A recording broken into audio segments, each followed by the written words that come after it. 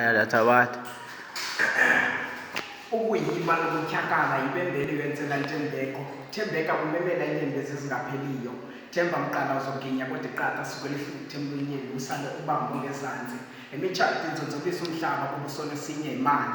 Uthando lale mihla imali ngaphandle kwemali alukho. Nifuna ukundixelela kuba intliziyo zenu imali iminyaka nihlele nje kanti le mali.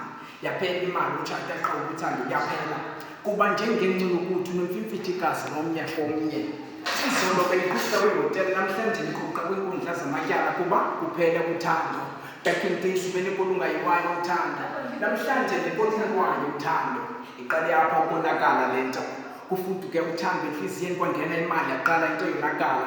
Bendimthemba ndikholwa kuye. Kwale kuba ngasebenza wajika kulo msebenzi wakhe wane-extra time.